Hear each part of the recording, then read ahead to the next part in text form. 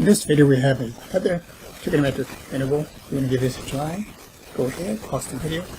I'll be right back. Okay, in this interval, you can try letting u equal to the denominator and taking the derivative, but it doesn't give you what you want.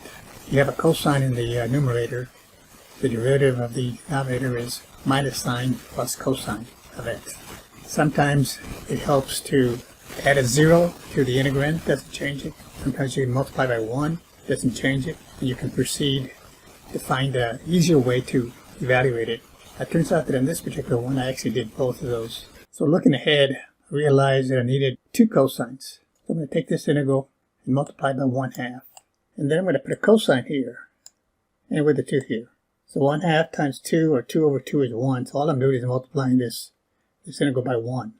So it doesn't change it.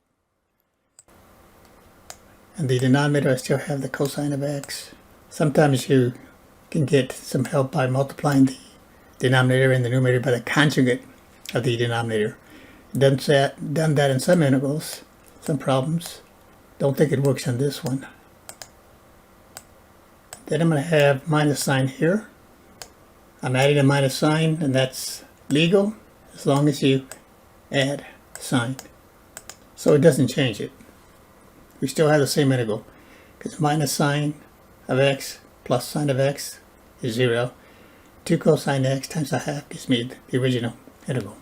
So then I'm going to break this up then, set it up this way. Still got the 1/2 in front, and then I'm going to group these. I'm going to take away one of these cosines, so it's going to look like this. So I leave one cosine here in the first fraction, along with a minus sign. Denominator stays the same. So got then cosine of x minus sine of x over cosine x plus sine x. And again, all of this is being multiplied by 1/2. And I put parentheses here. And then this will be a plus here.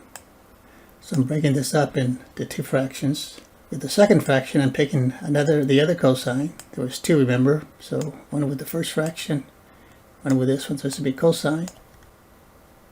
So this one's eventually going to be 2 integrals here. I'll put the dx on in front and the back over here.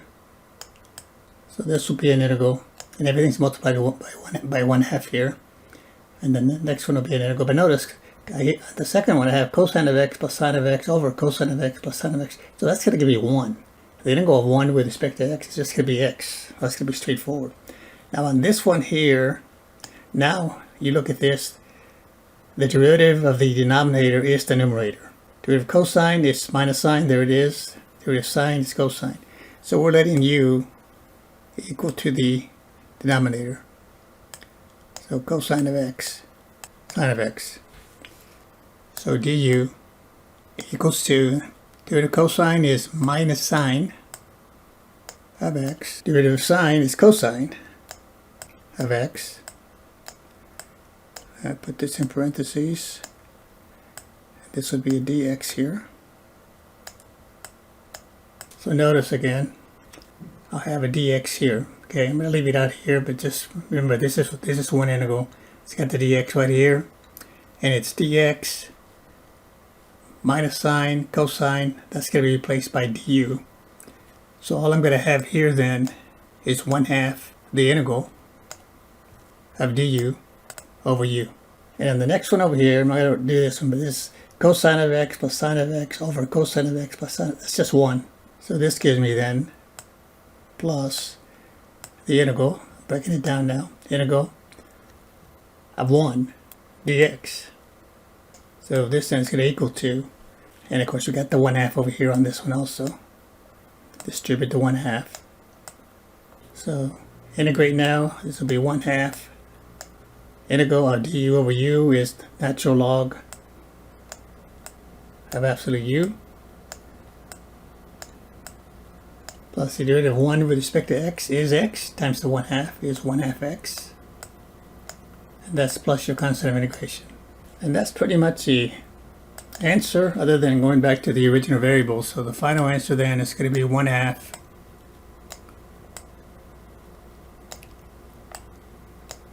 ln of absolute u, but absolute u is the denominator here, or u rather is the denominator. So that's going to be cosine of x plus sine of x, and then it's 1/2 x